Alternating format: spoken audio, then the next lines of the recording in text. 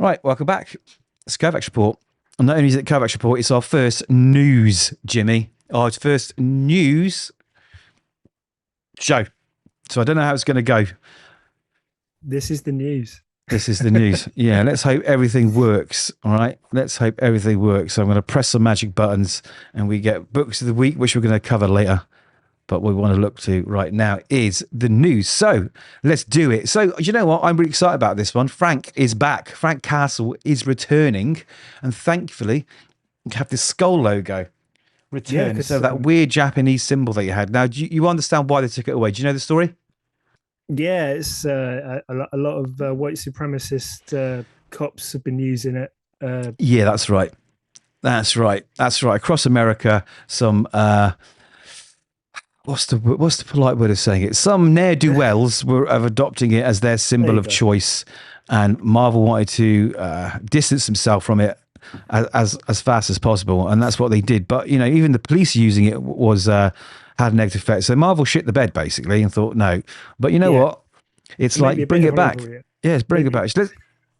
Yeah, exactly. So Frank Castle officially back to reclaim the Punisher skull in a new Red Band series, which means we're going to get blood and gore, which is great. Just announced Marvel Comics as the Punisher finally returns the character to his familiar status quo. Because to be honest, the Punisher run's not been good since they changed everything, while raising the opportunity for a series that will wrestle with the character's complicated legacy, while also delivering his signature level of brutality and gore.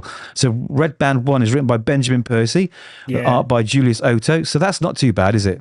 No, I mean, Benjamin Percy's proven himself, in my opinion, as to be one of Marvel's top writers. His Wolverine run during the Krakoa era was just sublime. His Deadpool Wolverine stuff right now is really, really good. I'm enjoying it. I'm really into it. Yeah, I'm really enjoying it. So it says here... I think he's doing the Predator Spider-Man as well. That's all right. Yeah, no. Who's doing the Predator Spider-Man? Is that Benjamin Percy as well? Did, yeah. I literally just reviewed it like a day ago. Trust me, it is Benjamin Percy. I don't distrust you. I'm just saying, my brain is just like it's losing it. So many reviews, so many things to remember. But listen, it says that he's going to return with no memories, a full clip, well, it's a magazine, and a thirst for wrathful vengeance. So that sounds really, really good. It says the last few years of Punisher lore have been a tangled web. They have, as Marvel tried to do new things with Frank Castle while also introducing a new version of the familiar Punisher. Now, this Red Band series promises a back to basics reset for the notorious anti-hero. Good. We need to go back to what Garth Ennis did, because that's when it was good, right? Welcome back, Frank. Exactly. Yeah. Should we look at the art? Yeah. Welcome back, Frank.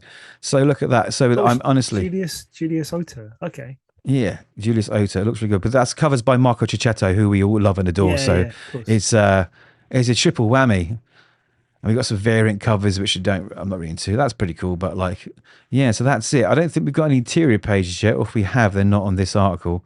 No, maybe Julius we do. Was, recently on Iron. He was recently on Iron Man, wasn't he? Is that right? Julius Ohto? Yeah.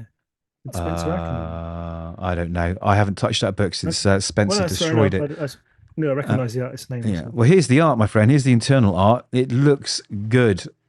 It's explicit. Red, the colour of pain, is all he knows. That's right, man. Yeah, it looks good, doesn't it, mate? This is going to be 100% on my pull list. I can't wait. I've missed the days of Garth Ennis and what's the other brilliant run? He's writing Superman. Jason Aaron. Yeah, those two runs, just incredible. Yeah, I'm loving this. I can't wait. Let's see what else they're saying. This says, excuse me, at this point, the Punisher has a more than 50-year history in Marvel Comics. The context, he debuted in the same year as Wolverine, a character that author Benjamin Percy has explored the full gory potential of in several previous series. However, over the last decade or so, in particular, the Punisher skull has become a point of real-world controversy, given its appropriation by individuals and groups who don't necessarily recognise that the character is meant to be morally questionable rather than a paragon or role model. Yeah, more for you guys. More for you. So this has led... I mean, that was lampooned by Marvel recently in the Daredevil Born Again series as well. A bunch of cops taking the Punisher symbol in vain, and it did not go well for them. It did not. I loved that scene, actually. He's like, this is mine. This has led to Marvel to try to distance itself from the symbol, which has resulted in a period of destabilization for the Punisher franchise overall, which has included new characters taking up the name and mission. Yeah, I didn't really enjoy it, as well as attempts to rebrand Frank Castle. Well, this new Red Band series makes clear the published has finally pulled the plug on. Okay, the publisher's finally pulled the plug on. Yeah. This is not well written. Instead, Marvel will attempt to take back the Punisher logo once more by having Frank Castle reclaim the mantle in the next chapter. So I'm all for it. We've got the solicit here. Frank is back. Reread and reload, true believers. Frank Castle is back with no memories, full clip, and a thirst for wrathful vengeance. His violent search for answers could only be chronicled in a Red Band series. Bullets will fly. Bullets will flow, and the citizens and criminals of New York City alike will fear the name The Punisher. Okay. Well, I'm in. Yeah, lots to look forward to there. Like I said, Percy shouldn't disappoint with this series. It looks. No, he shouldn't. I like almost everything he does, but I trust the writer. So if he's got his name on it, I'll definitely pick it up. Yeah, that's good news. I love Punisher. So we're all good. No, we don't want to talk about this, do we? Oh no, of course not. Wow. Before we talk about this, so. We've sat there for weeks going, who's going to take over from the big man himself, right? Yeah. The big man himself. No one else can do what he's done. This is 100% the best decision, the Robert Kirkman to step in. Exactly. From a business point of view, you don't want your golden goose to tank. So, at least, do it yourself. And I think this is going to be absolutely fantastic. Dan Mora was surprised, though. I am surprised, and I've got art to show you too. I've never seen him do anything except superheroes. Here we go. These are just metal superheroes, right? Shazam, Absolute Power, and now he's doing Superman and Justice League Unlimited at the moment. He's a busy lad. He's a busy boy, but also a Transformers fan. I mean, so yeah. Well, we told Image that no one could take over from Darren Johnson, and they went, "Hold my beer," and they've delivered. Let's read what it says, Jimmy. Skybound and Image Comics, in partnership with Hasbro, have revealed the new creative team behind the hit Transformers series, and there's a big one. Writer Robert Kirkman and artist Dan Mora are officially on board to launch a brand new chapter with Transformers 25 arriving in comic shops October 8th, 2025. Ooh, the oversized anniversary issue will also include a short story from Kirkman and current series artist Jorge Corona, serving as both a celebration of the series' second year and a perfect jumping on point for new readers. Kirkman joins the existing team of colorists Mike Spicer. I'm so glad Mike Spicer and Russ Wood are sticking around. Yeah, their letters and colours are amazing. Bring a fresh energy to the heart of the Energon universe. So let's see what he says. I've been so invested in this series since the beginning, said Kirkman. When Daniel Warren Johnson's run ended, I couldn't stay on the sidelines. It's an honour to be part of these characters' legacy. Dan Mora echoed the excitement. Drawing my favourite Autobots and Decepticons takes me right back to my childhood. I hope to add my own spark to their story. The new storyline promises major shifts from both Autobots and Decepticons as Optimus Prime looks to defend Earth. He'll face unexpected threats from within, and the fate of the Decepticons remains a looming mystery. Great.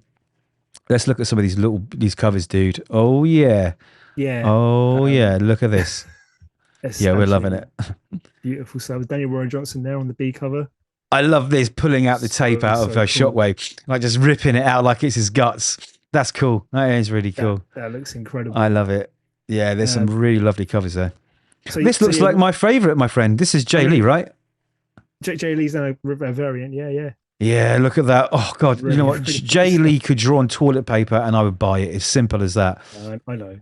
Ooh, but we do have some art. Let's see if I can make this bigger, even bigger. Look at the art, man. Oh, Dan Mora doesn't disappoint, does he? I mean, look at that. Corona and Daniel Warren Johnson did some amazing work on it, but doesn't look like it's going to be a downgrade at all. This looks fantastic. Love it climbing into his hand. What Daniel Warren Johnson, Joshua Williamson, and Robert Kirkman have done with this Energon Universe stuff so far, they are the books I look forward to most every single month. True. That's also your age showing as well, mate. Because we grew up with this as kids, right? So it's like it's important to us. I see your point, but look back to the 2000s when they did the same thing. Dreamwave had Transformers, and Devil's Due had G.I. Joe. I stuck around for maybe 5 issues of each. They were awful. It was awful. You know, the only good thing that came out of that was the Transformers G.I. Joe limited series, actually, which was drawn by Jay Lee, and that was good. If you haven't read it, I love how you managed to loop Jay Lee in again. I know, mate. I know. I would definitely go pick it up and read it. It's amazing. Obviously, Robert Kirkman, one of my favorite writers of all time, Invincible, Walking Dead. It speaks for itself. Even Irredeemable, Ant-Man, and stuff he did for Marvel Zombies as well. The original Marvel Zombies. The first series is amazing. Robert Kirkman has just a resume like I said, speaks for itself. And this is just the best result. Look at this art, Jim. Yeah, I'm definitely on board. I am playing catch up. I've told you before, but I'm going to catch up because I want to see this so much. It's been a hell of a ride so far. It has. So I don't know. See, I'm a little bit older than you, Jim. So I don't know if you remember. You are. Back in school, all right, in art. Fuck off. Back in art school, right? Or rather, school. Sorry, during art class, I was obsessed with comics, and every assignment that I could possibly sort of twist into a comic book related assignment, I would do it. And one of the things I always had with me was Deadline, and I was obsessed with Tank Girl. So Deadline is Tank Girl, yeah. So that's where Tank Girl debuted. It is Deadline, right? That's where she became famous, and a lot of the big British creators like Shaky Kane, some others. If you go into the list of who came out of that and the stories that were told, it's pretty important. In fact, it's like I think it's like.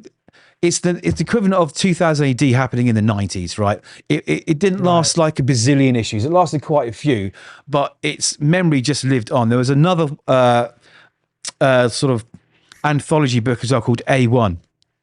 And what's happening is that they are returning after all these years as one book. So this is really, really exciting. So if look at the names, featuring combined. So Steve Dillon, Mark Stafford, like it just goes on and on and on, right? So it's crazy the people that were in the original Deadline A1. Right, yeah. So let's read it because it says announced at Comics Pro at MCM London Comic Con by Dave Elliott.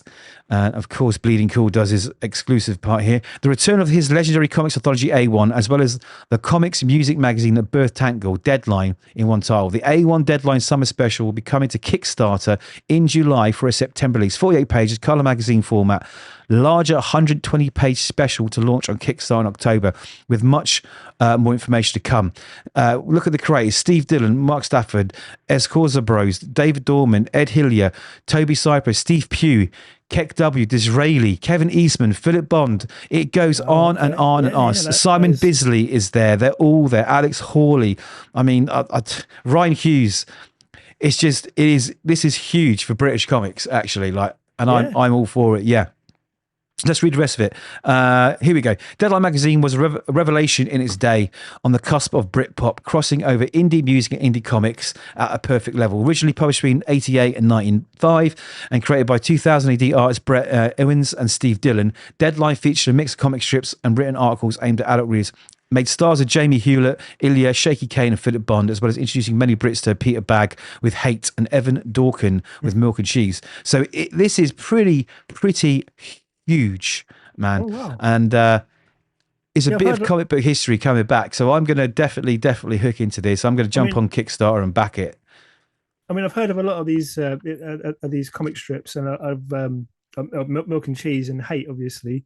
But I've never realised where they come from. And is it really bad if I mention I've never heard of Deadline before today? No, that's not bad at all, man. Like I say, you're just a little bit old. So this, like I say, this is where Tank Girl was birthed. This is where a lot of big names got a start in comics. So this is exciting stuff, really exciting stuff. As you can tell, I'm super excited. I knew Tank Girl was indie. I just didn't know. Where she was from. Yeah. Well, there we go. Now you know. So let's move on. I saw this sort of happening across Instagram and Twitter and everything. I heard this cover was going to be auctioned, right? I mean, the comic itself is like crazy. I mean, let's have a look. So, what does Action #1 sell for? I've actually googling. Yeah, I'm googling. Right. So, Action Comics #1. Let's find out, because there's been it was a recent sale. So I think CG certified Action Comics as of 2024. So I don't know if anyone's been sold this year. Sold for 6 million apparently. Blimey. So the cover, let's read. There's a cover to Action Comics #1 has just finished being auctioned. Well, it's just the cover. Yeah, just the cover. At Heritage, which is a huge auction house. Anyway, just the cover, mind, for the very first appearance of Superman from 1938, and it's sold for a total of $408,000. This is a world in which just the #1 from the cover alone went for $7,000. Now, what he means by that was someone had torn off that little corner of the book, right? Oh, really? Where it says #1, and it sold for $7,000 a few years ago. It's crazy, right? Anyway, it is likely to have been sold to someone with a coverless copy of Action #1. See, this is what I thought. I bet someone's got a coverless book, right? What they're going to do is they're going to marry them together, and then they're going to resubmit them. They're probably going to press it, clean it, and they're going to marry them together and resubmit it to CGC and get a nice grade for it, and it's going to, like, God knows how many times multiply its worth. So that's what I think. So, but isn't it crazy? Yeah, 100%. $400,000. $408,000. Yeah, the cover, not even the full book. I mean, yeah. And it's white as well, so that's really important that it hasn't deteriorated. It's like the yellowing and foxing and everything else. There's a chip out of it. But isn't that insane? Isn't that insane? Yeah. Wow. I just thought I wanted to mention this. I mean, like I say, you mentioned it too, but like, it's crazy. Like I've got some slabbed books, as we call them, and like I don't know if you've got. I think I bought you one, didn't I? Years ago. Daredevil, I got you Daredevil. Yeah. They just multiply in value once they're slabbed at a good grade. So it's just nuts that this cover alone is worth this. Insane. Anyway, let's jump to Marvel Zombies. We were talking about it earlier. I've got 2 articles here, actually. Wasn't sure which was the best one to look at. Let's give these guys a go. So Marvel fleshes out Marvel Zombies Red Band. So we're getting another Red Band. I think Red Band is it's sort of their max. I mean, they tried it, didn't they, with Blood Hunt and Wolverine Revenge. And then I think they did a few forgettable things with it. Was it a Wolverine Erica Schultz thing? That says that, doesn't it? And I think there was a Werewolf by Night one-shot thing as well. Mm-hmm. Or maybe it was a series. They cancelled it anyway. But yeah. They did. They did. Yeah, they've had success with these bagged Red Band, more gory books. So you mentioned something else there, cancelled books. Let's quickly cover that. I'm going to get my notes up. So Marvel. I don't mean to keep going off on tangents, man. No, it's fine. That's what we're here for. So what? Stuff that's on my mind. Marvel have cancelled, apparently, from what I've heard, I think around about 25 different titles this year alone. Wow. Okay. Right, that is so not good. Yeah. Let me get my notes up for this, because I think this is really important, because it does highlight what's happening in the comic book industry at the moment, and it's happening everywhere. This is why people say, "Oh, comics are dead." Comics are dead. They're not dead, but this isn't helping, and I'm going to explain it a little bit. Let me get this list up here. So let me see. See, I saved every single link apart from this one link. Yeah, so here's just a list of some that are being cancelled. Right? Iron Man, X Factor, X-Force, Psylocke, West Coast Avengers, New Champions, Werewolf by Night, Spider-Boy, Spectacular Spider-Men, Deadpool, Weapon X, Daredevil, and then they've also rebooted Daredevil. Captain America. Sorry, what? They're cancelling Daredevil, though. Yeah, okay, and there's more to come. There is more to come. Now, you're noticing they're cancelling these issues at issue 10. That's because they can get 2 trades out with 5 issues, right? And there's reasons why it's happening, right? It's simple. It's because they're putting the wrong creator on the book, and they're not focused on good storytelling. Now, I know agree with that. Now, this, unfortunately, what I'm about to say is going to anger a few people, but I'm going to say it delicately, right? No, don't roll your eyes. No. But it's the truth, you see. And this is the problem: is that people are slightly delusional. Right, is that the reason why these books aren't working is because the creators that are being chosen aren't being chosen for their comic book writing chops. They're being chosen for who they are in real life. Ideology, right? And there's a term that floats around everyone hates called woke, right? And I hate to use it, but Marvel has tried so hard to incorporate everything into their books apart from stories at the moment. So lots of these creators have come onto these books, ruined them, and then Marvel are like, oh my God, it isn't working. It's because we don't give a shit about the writers' real life. We don't give a shit what kind of diversity they're supporting. We care about the stories they're going to tell. And a lot of these creators have outright just come out and said, I only write for this audience, that minority audience. And they're alienating the audience who should be writing comic books for, which is everybody, right? You don't just write comic books for one specific audience. You write comics for everybody, right? You don't say, I'm only writing comic books for Americans or British people or LGBTQ. No, you write comic books for everyone. The whole point of diversity is inclusion. And when you exclude people, and these authors go onto Twitter and interviews and actively say, we're not writing these books for this group, we're only writing for this group, this is what happens. Because everyone buys the comics and finds out that the stories are just terrible. And this is why they're being cancelled. So like, some reasons are political, some reasons are identity-based, some reasons are race-based, and they're mixing up their personal beliefs. You don't want to read about Daredevil turning into a mushroom. No, exactly. And this is the thing. And I'm not berating diversity. I think you should embrace it, right? But I'm saying if you're going to write a story, you can include those themes, but don't make the whole thing about you and your beliefs in real life. That's the problem. So all these books are getting canned. And I know some other books, which I've been told about on the sly, that are getting cancelled too. And I cannot wait for them to be cancelled because they are terrible. There are a group of writers that are single-handedly destroying Marvel, and they're taking the characters down with them. And this is why all these books are getting cancelled. And DC, just for comparison, in the same time, do you know how many books they've cancelled? Not as many. That's out of the books that I know of, 3. Oh, okay. Yeah, exactly. I know Shazam was cancelled, but yeah, Shazam, Power Girl, Metamorpho. You know what I mean? Okay. It's like this is the truth, guys, and you're going to downvote me, right? Because it doesn't align with what you want to hear. But this is the truth: is that a lot of these comic books aren't being written for comic book fans. They're being written to telegraph a personal message, whether that's, like I say, politics, whether it's identity politics, whether it's race, whatever it is. And again, you can have great stories about those things, right?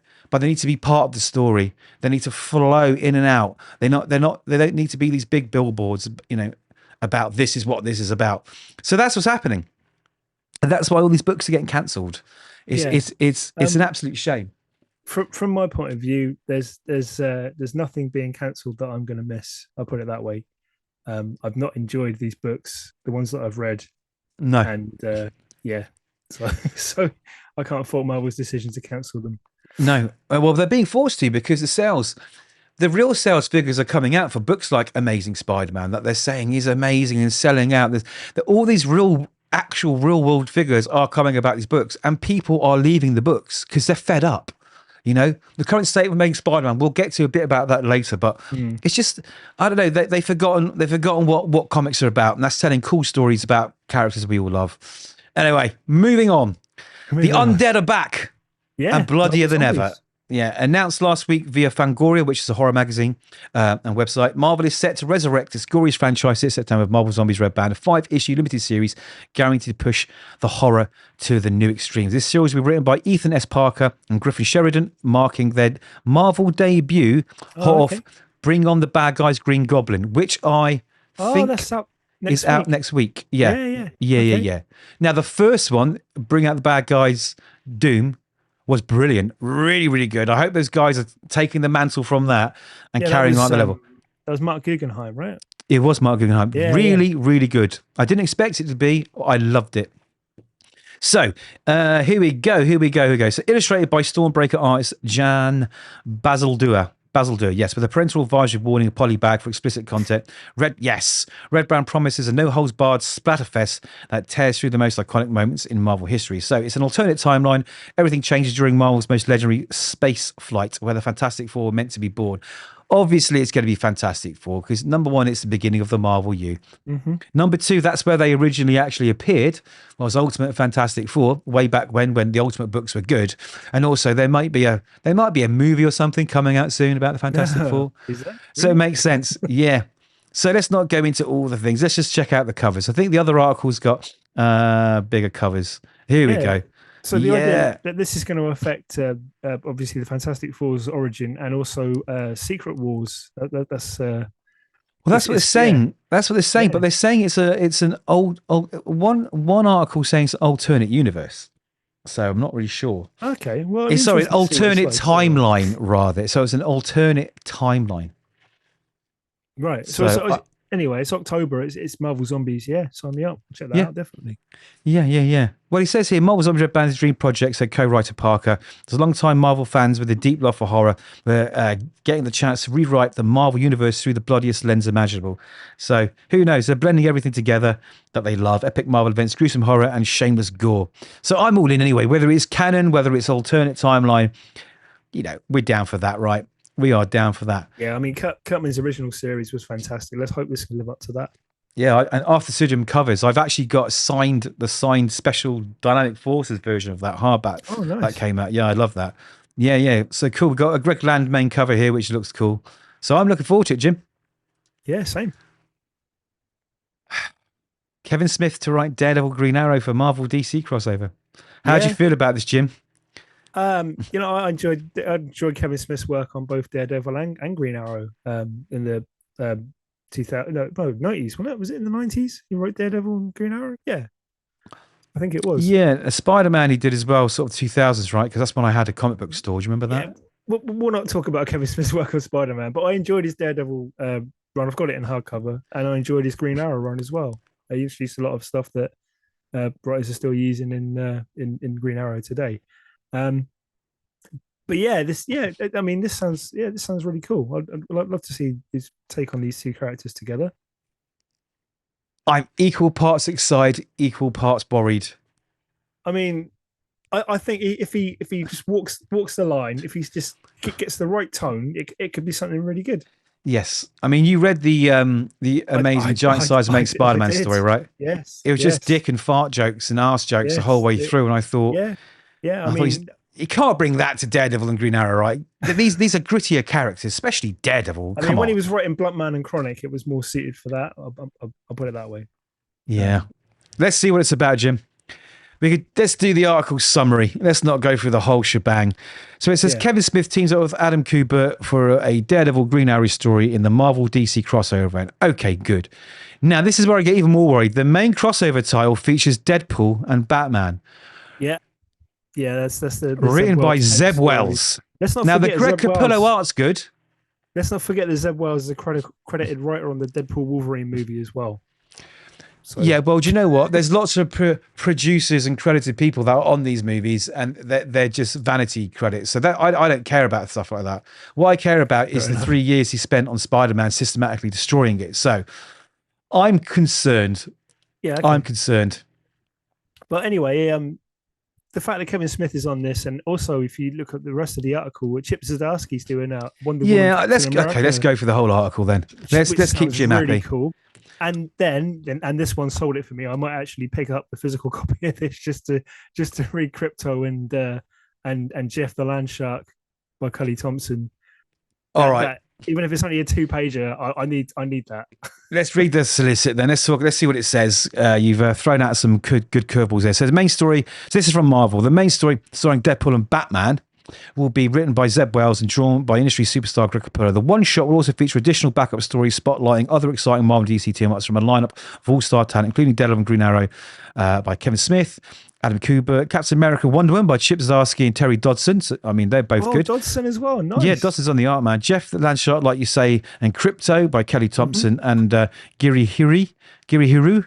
Each story will be reflected by its own variant cover.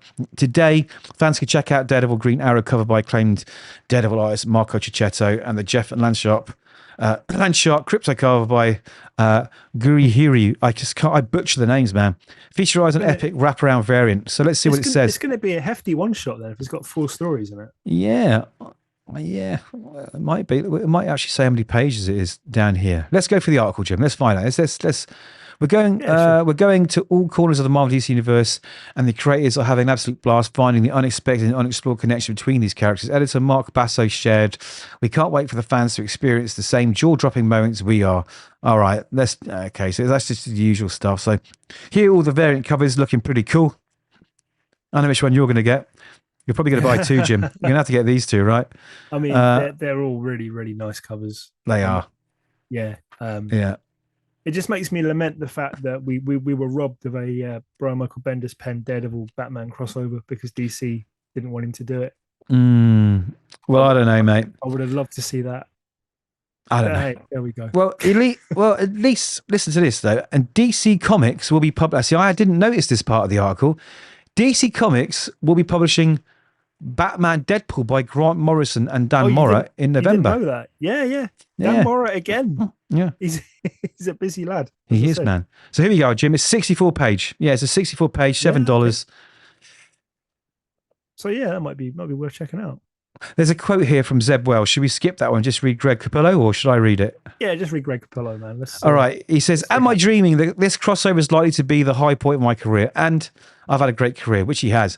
Some of my earliest work many years ago was on X-Force, so Deadpool and I go way back. More recently, I spent 10 plus years running Batman at DC. The idea that I get to do a crossover event with Deadpool and Batman, if I'm dreaming, please don't wake me up. So that sounds positive. I like the idea of that. Capullo's run with Snyder on Batman was just beautiful. So yes. Yeah. All right.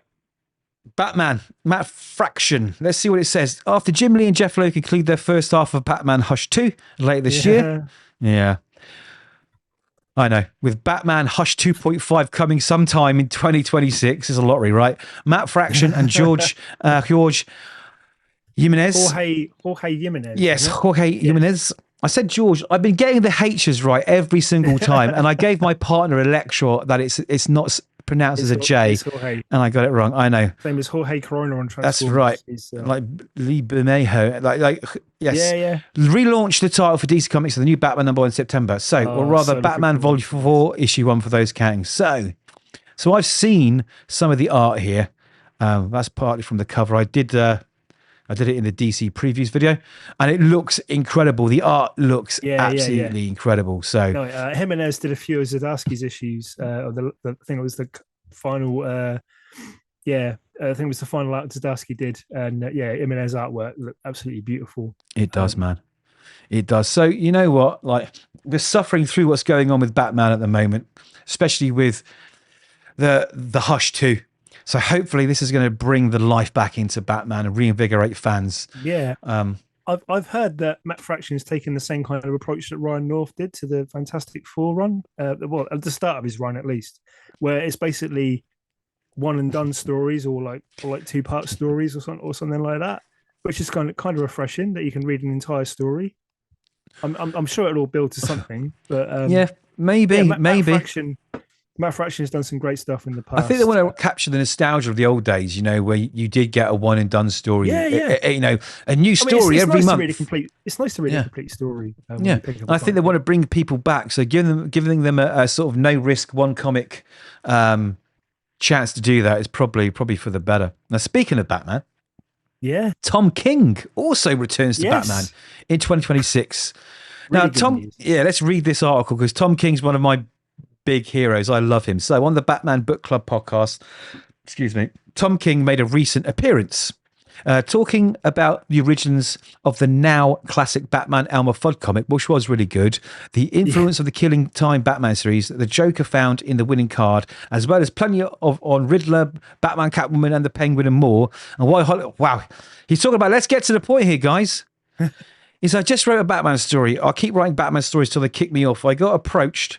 I was in the DC comic offices doing whatever, meeting with editors, and the editor, Batman, came up to me. Just doing whatever. Yeah, just do whatever. That would be Rob Levin. And he's like, hey, man, I got 40 pages of Batman. You want to write it? And you can have any artist you want. I was like, I have an idea. He may be the best artist in comics. And they said, yeah. And the artist said, yeah. And I wrote the story. It made one of the best things I've ever wrote. It'll be put next year. I think it's standard issue. Okay, but it's 40 page. Tom King, Yeah, Batman. sounds good to me. I mean, I really enjoyed his run. Really, Do we know who good it stuff is? there. We don't. It doesn't say in the article. No, no, no. It says sure- So I'm Who, sure. Milo Manara, Frank Whiteley, Jeff Darrow, Brian Bolland. I don't know. Do you know what? It says so. It's not going to be Jim Lee. I hope not. Not because I don't like his art. Maybe I it's do Jay like his Lee. art. Hey, get excited. Oh yeah, it can't be Jim Lee because it would never come out. Yeah, I don't know. I wouldn't mind Frank Whiteley. I love Frank Whiteley stuff to this day. Everything he does is gold. Yeah. Gold. So we do this one quickly. Okay. Ultimate's Universe is ending at issue 24. News to me. This is very strange. So basically, someone let it slip and then deleted the tweet. But you know what? Once it's on the internet, mate, it's there forever. So I'll read what it says. It says the current Ultimate Universe comic book titles from Marvel Comics are taking place in real time and see the Ultimate World as created by the Ultimate Reed Richards, the maker. You remove many of the superheroes from the timeline. Yeah, right. Okay, so that's just telling you what it's all about. He says, right, when talking about upcoming issues of Ultimate X-Men, the series co-writer Zack Davisson posted to Blue Sky 3 bleats that have since been deleted but can be found on Google, blah, blah, blah. So this is what he said. He said, did a great interview about Ultimate X-Men and got to express that any of you who are waiting for the comic to be something other than it is, for some grand reveal where the real X-Men pop up or the maker twists the magic deal, you'll wait forever. The story is all there. Everything is there. And adding, we're working on issue 18 now. We have 6 more issues to go. If you haven't figured out yet that this is the story we are telling. So it says here, well, some clearly hadn't and replied, I mean, things can always change, but that was announced at the beginning of the series. It's supposed to be 24 months in real time. So the guy says here, I'm going to say that it wasn't announced at the beginning of the series. No, it wasn't. No one told us that. All the books do well, but Ultimate Spider-Man sells twice what one of Marvel's other best-selling titles. It sells twice as much as the main Spider-Man. I wonder why, because it's the only Spider-Man book worth reading. And guys are going to get bored of me saying this because it's brilliant. Ultimate Spider-Man is pure brilliance. Amazing Spider-Man it just isn't. No. So this is interesting, mate. 24 issues. So what's going to happen next? Is this because it merges into the main universe? Is it going to be yet again relaunched into another Ultimate line after the maker? Who knows? Weird way to shoot yourself in the foot as well. It's like, don't you like money, Marvel? I mean, why would you announce that early? I mean, yeah, weird. I don't know. It can't be over. There's no way. But like I said before, I won't miss any of them except Ultimate Spider-Man. So yeah. Yeah. Well, let's hope that carries on. So we'll skip this article because it's very long. But this is what I'm happy about. Very quickly. Yeah. Our boy. Yeah. Our boy, as they say. Jordan. Yeah. So Richard Jordan and Gete, they're back. Thomas, my friend. They're back. They're back with Skin Police, Volume 2. In September. Jordan Thomas. Oh yes. Yeah. Did I say Richard Jordan? You did. Richard Jordan was the love Richard Jordan. No, but just to explain, guys, Richard Jordan was the artist of my comic book from years ago from Image, and I keep getting the names mixed up. You know what I'm like with names at the moment. So I do. Sorry, man. Sorry. In case Jordan's watching this, but if Richard Jordan's watching this, hi man. Nice to see we you. miss you, man. We miss you. So anyway, it's back. So this for me was probably one of the highlights of the year. Actually, I think it's one of the best sci-fi books I've ever read. I just wish it was an ongoing, but a mini that's getting a sequel that works too. About that. The thing about it, okay, so this is what was the tail end of what I was going to say about books being cancelled, right? So part of the reason why they're hitting 10 issues is because it's 2 trades of 5, right? So most of these indie companies like Oni, this is out from Oni Press and Mad Cave, they don't want ongoings unless you're Brian Michael Bendis. I have noticed that actually, yeah. Right, so what is safer? So what's safe is doing mini-series. So they've got new number 1s all the time. It's a short investment. It's 5 issues, 4 issues, and a trade. So next number 1. So basically next number 1. You get what you were from Into the Unbeing or Bug Wars. Like you know that those stories aren't ending at 6. No, I don't think so. I think So look, it's the same. Like you put a full story out.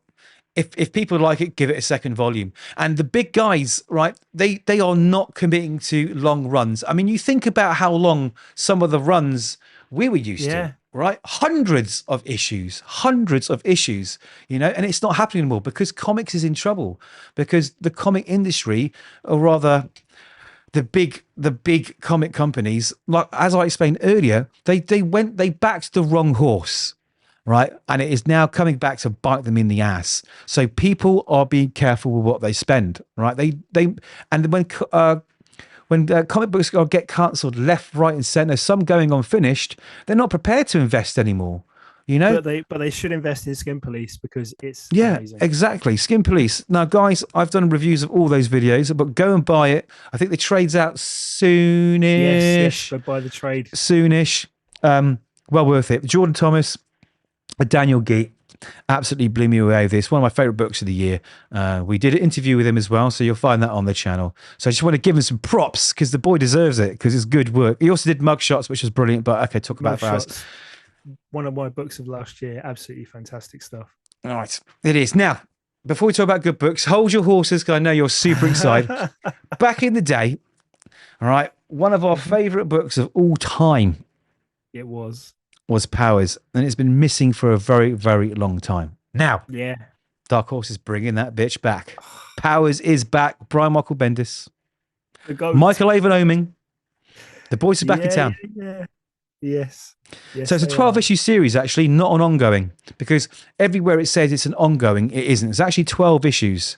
Okay. Yeah. So let's see what it's all about. I mean, Bendis says ongoing, so I'm assuming he's got more plans. Well, again, I don't know, because in the solicits it says ongoing and then it says 12 issue series. So it's contradicting itself. I mean, I'm assuming that he's got 12 issues guaranteed in the can. And maybe it's 12 issues of Powers 25 and then it goes to Powers 26. Well, I don't know. That would be silly titling, wouldn't it, Jim? But I see where you're going there. Let's read the solicit. It says this new tale is a fun... Huh? I'm just grasping at straws. Yeah. All right. Okay. This new tale is fun, dangerous, adult look at the world of heroes through the eyes of special homicide detective Cutter and her brand new partner. And the first power to ever make the Powers division, Mobius Moon, under the watchful eyes of legendary captains Dina Pilgrim, respect, and Enki Sunrise. The new detectives run through a minefield of all new dangers, a new unsolvable Powers murder. A new unsolvable Powers murder has Cutter and Moon questioning everything about the world and their place in it. So this is exciting. Let's see what they say, Jim. Hold your horses. We're going to look at some art. Dark Horse publisher Mike Richardson states, Brian and Michael's work on Powers has been groundbreaking since its debut in 2000. Christ.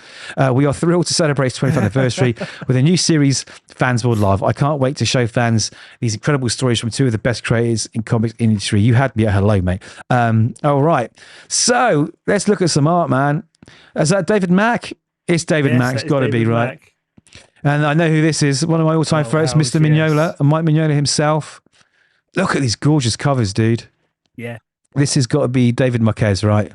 I mean, this was on the pull list the day they announced it for me. So. This was on the pull list. Yeah, exactly. Before it was even listed. This is great news. If you've not read Powers, I'm going to do a video, an upcoming video, actually, because I'm doing my top 100. Powers is in there. I'm going to get that out before this drops. Because I love the fact that Walker's two former partners have got to run the department together now. That's awesome. It is. Don't give anything away to people who haven't read it, though, Jim. Yes, don't give it away. So, yeah, there's some great news this week. I know some of this news was from last week, but this is our first show, so I wanted to get the best of the best. Now, Jimmy, moving on to one of my... Yeah. I mean, I mentioned this to you a little while ago, and I said, you're not going to like this. No, Jim. And I told you to shut up. I didn't want to hear it. I put my hand on my ears, and I didn't want to hear it until I had to hear it. And here we go. Here we go. Spider-Man. Are you ready? I'm hanging from a thread on Spider-Man. I did not enjoy the last issue of it. It's not very good, Jim. No. Pepe Larraz in the first arc, he did the very best to make a bad story look good. And he did that. He absolutely nailed it. Now, I love John Romita Jr. Don't get me wrong. I loved that man for many, many, many years. But he's not in love with that book anymore because I personally think Nick Lowe, the editor of Amazing Spider-Man, is making them do stuff they don't want to do. So he's going, okay, right, I don't feel the love for it. So he's knocking it out for Marvel. If you look at what John Romita is doing in books that he loves, like the upcoming book with Mark Millar, right? Wow. What an absolute, it's night and day. Have you seen artwork from that? Because I haven't. So there's, I think there was a couple of pages shown or a cover or something on Mark Millar's podcast. And they go into big depth. It's a podcast with, He's chatting to. It's a big long chat with. Okay. Let me see, because I had an article I was gonna do about him actually, but I didn't get a chance to record it. So I think it's a big chat with Rob Liefeld. I think. Okay, fair. It's him and that, and it was also the big announcement about the book and like the arts. I mean, honestly, but this is what I'm saying. Anyway, John Romita Jr. He's just knocking it out, and I don't blame him because when you're not given the freedom to be who you are with the quality story. That sometimes happens, right? And he doesn't need the money, right? So the plan since the volume relaunched has just been they alternate arcs, but now this has changed. Well, I don't know. Let's read what it says. So the first arc, Pepe and Larraz, but the first issue of the second arc, where art's reverted to John Romita Jr., who did all the work as well. So starting in September, Amazing Spider-Man, Joe Kelly, Pepe and Larraz, and John Romita Jr. kicks off a long-term era starring yet again 2 Spideys, one Earthbound and one Galaxy Faring. So we have 2 Spider-Men going forward. Because it worked so well last time you did it. And all the other times they did it. So it's Street Spidey and Cosmic Spidey. And I like this. He says, well, I mean, when Jonathan Hickman calls, maybe. Honestly, they need to give this book to Jonathan Hickman. When Ultimate Spider-Man ends, Jonathan Hickman's... No, sorry, Joe Kelly. Sorry. Jonathan Hickman's need to take over Amazing Spider-Man. I mean, I think Kelly's content to stay on the book for a long time. Yeah, of course. He's probably got like 3 years. Let's read the solicit, Jim. Let's read the solicit, Angelo. A tale of 2 Spider-Men. One Spider-Man swings around New York City, meting out justice in an unfriendly matter. Now, this says matter, and I'm not sure if that has an intentional typo because space, matter, the cosmic matter, or maybe it should say manner. I think the copy in solicits recently is they've been terrible, yeah. Yeah. Another Spider-Man is found in a distant solar system running with strange companions, including a stranger named Simbi. I wonder what he is, making his first appearance. Now, he is, he's the little cukey, kawaii, little kiddie baby Venom, right? He's Orko, he's Snarf, he's T-Bob, he's... Uni from Dungeons and Dragons, mate. He's Marvel thinking ahead for merchandise and Funko Pops. Anyway, the next major chapter of Spider-Man's life begins here, Jim. And this is the quotes. Since launching earlier this year, Joe Kelly, Pepe Larraz, and John Romita Jr.'s new run of Amazing Spider-Man has been embraced by the industry and fans alike. Incorrect. No. Hailed for its stellar artwork and classic yet fresh take on Spider-Man storytelling. Incorrect. No, and the numbers show it. It's had that. No. But they're not going to tell the truth. Fuck me. Oh, God, this is hard. It's only the beginning of what's shaping up to be one of the most acclaimed Spidey runs in recent memory. Lie. And a major turning point is on the horizon that will take the title into a direction no one ever saw coming. What, it's going to get good? No, that's going to happen. This September, there are 2 Spider-Men, one on Earth, one in space. What a load of rubbish. What a load of rubbish. Amazing Spider-Man 11 kicks off the landmark 975 issue, right? Because we're on the way to issue 1000, which I'll get to in a minute. It says, following Spider-Man's shocking showdown with the new supervillain that no one cares about, Hellgate. Oh yeah, that's coming this week, isn't it? Yeah. Yes, in Amazing Spider-Man 8. Now I have got the preview of that, and I was going to show it, but I thought I'm not doing it anyway. Something strange has happened to Peter. Now there are 2 Spider-Men, but which is Peter Parker? Both previously teased in a promotional artwork by Pepe Larraz. Spider-Man will debut a new cosmic suit, another suit. Do you know what? Spider-Man shit, what should we do? Put him in another suit, right? And give him another symbiote to play with, right? That's what they do every time. Anyway, stop, go back, revert.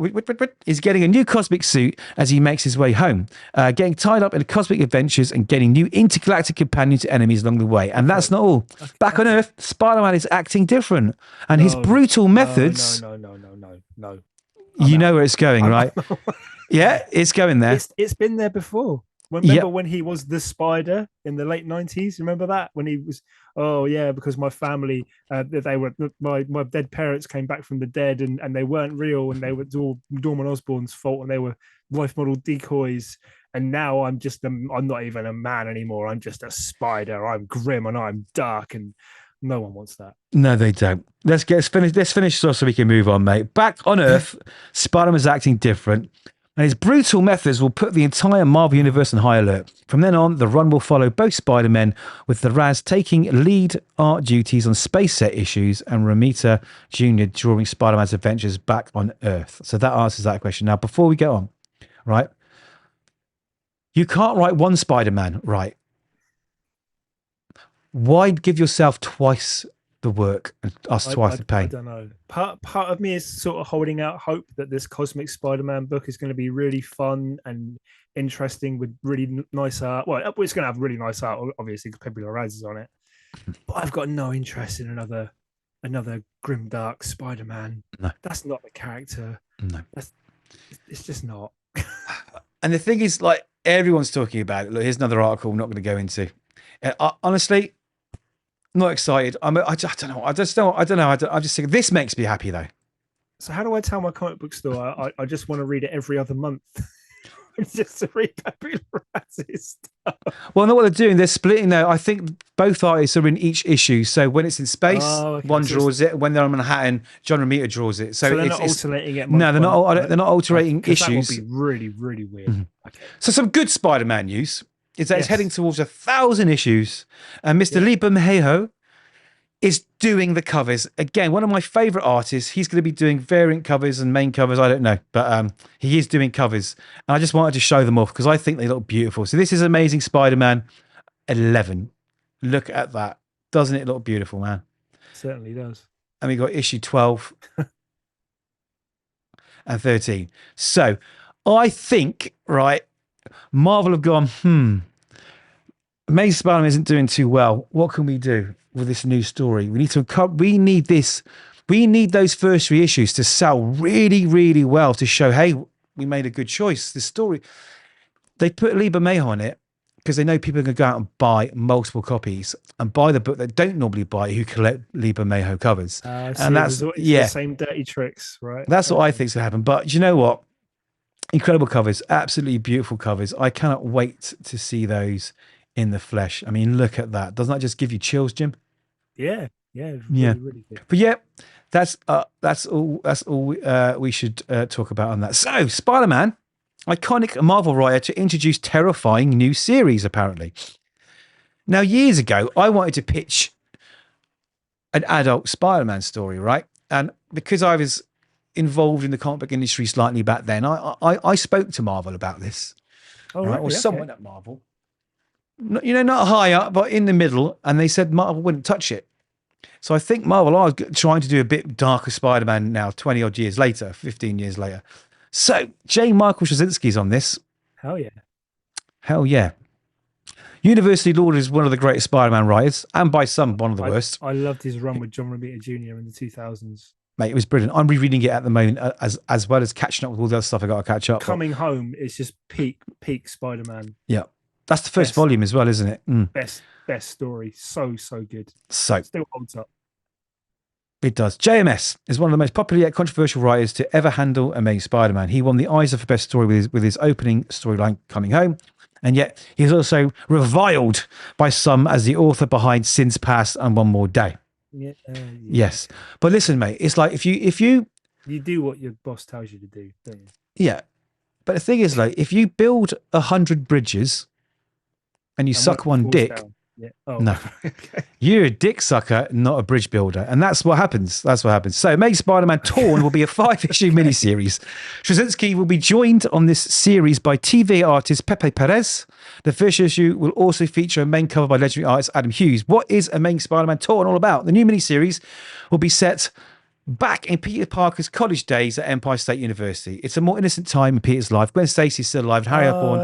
Okay. Harry Osborn hasn't become the Green Goblin yet. Mary Jane Watson is still around, and Flash Thompson is still calling him Puny Parker. However, just because things are better doesn't mean the old Parker luck isn't still there in full force. The series will see Spidey face some of his greatest foes. However, Straczynski is also introducing a terrifying new villain, one whose influence upon the past may reverberate into the present day Marvel Universe. JMS wrote some of... So here we go. Here's a quote here. Let's see who this is about. JMS wrote some of my favorite Amazing Spider-Man mission of all time. Noted Spider editor Nick Lowe, who is Satan to me. So when he said he was interested in coming back to Spidey, I had already jumped at the chance and landed bad and twisted my ankle. What's this? I had already jumped at the chance and landed bad and twisted my ankle, but I'm okay now. Who cares? And Pepe Perez, one of the most inventive artists working in comics. Yeah. So it's just bigging the book up. But listen, do you know what? I'll give it a go. It could be good, right? I mean, it'd be nice if they let JMS play in the current Spider-Man continuity, but yeah. We don't know. Well, this is Adam Hughes' art up here, and if it looks anything like that, it'd be worth it just for the art, right? Well, the cover anyway. Yeah. Okay. So this is interesting. Spider-Man 94 animated series we all love and adore. The original writer was snubbed. He's been snubbed. He's not involved in the project, which I find weird. Yeah, wouldn't you want him on even as an advisor? I mean, that's legendary, this cartoon, right? Legendary. Yeah, a lot of people's first exposure to the character. I know that. Not mine. I'm too old for that. But yeah. So it says, following the announcement of Spider-Man 94 comic book series, Spider-Man the animated series writer John Semper Jr. broke his silence about the project, revealing that Marvel didn't reach out to him about the project. The new comic book series, as a continuation of the fan favorite superhero series, which famously concluded its 5-season run in 1998 with a major cliffhanger. So from what I've read is that it continues from the cliffhanger due to the critical success of Disney Plus revival X-Men 97, which was exceptionally good. I really enjoyed that. Yeah, top show. Marvel fans have also been wanting to see a continuation of the classic Spider-Man series, which happened when that was out and it was that good. The internet exploded with, what about Spidey? What about Spidey? Yeah. So they listened. So releasing a Spider-Man comic book. They didn't make an animated series sequel. No, but honestly, I think if this book does well, they will. So this book will come from J.M. DeMatteis and artist Jim Toe. So that's good news. Yeah, top 80s and 90s Spider-Man writer. Really so let's see what the animated series writer said. All right, so it's a post on his personal X account. Semper has shared a statement in response to Marvel's Spider-Man 94 announcement. So for fans wondering about his involvement, the writer confirmed that he is not involved in the creative production of the comic book series. Despite this, he is glad that DeMatteis is the one working on the continuation of his original series, while expressing his respect for the scribe's amazing body of work, which is good. So this is what he said. Classy guy. Yeah, you got to be classy, mate. He says, "No, I am not involved with this comic book, and no one at Marvel approached me to be involved in any way. Matt's text message was the first I heard of it. The internet tells you that J.M. DeMatteis is the writer of the comic book, and I have nothing but the greatest respect for him. His amazing body of work over the years, both animation and comic book, speaks for itself, and I'm positive this new comic is in great hands. I hired him years ago to participate in writing one episode of my series, which ran for 65 episodes, and I thoroughly enjoyed working with him. Where he now chooses to take this series story-wise is entirely his decision, but for the record, they are not my creative choices, nor do they represent any oversight by me. However, Semper admitted that it would have been a nice courtesy for Marvel to have made him aware of the project prior to the announcement. He continued, yes, it would have been nice, some might even say respectful, if Marvel had reached out to me at some point as a courtesy, but I have long ago abandoned all expectation that Marvel would acknowledge any of my contributions to the Marvel Universe, like, for instance, my creation of what is now known as the Spider-Verse. And it's true. There are lots of stories at the moment, fresh, about Marvel and how they interact with creators. Yeah. I'm not going to get into that too much, but there may or may not be a video coming about it. Now, it's still good news. We've got a good comic book. Like I say, Semper's been classy as hell here.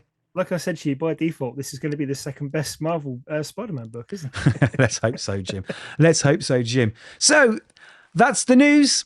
We were going to do a best of the week, but I think we've taken up too much of your time right now. If you like this type of video of us just talking about the news, all right, let us know, because we'd like to do this maybe every week, maybe a couple of weeks. I don't know. We'd like to do it, and it's fun. So, guys, I've enjoyed it. No one else does. Exactly. If not, we just make it for us. Those are the news headings of the week that we thought were interesting.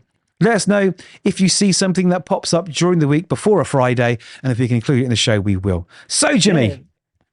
So, Angelo. We did it. We had no technical hiccups. Yeah.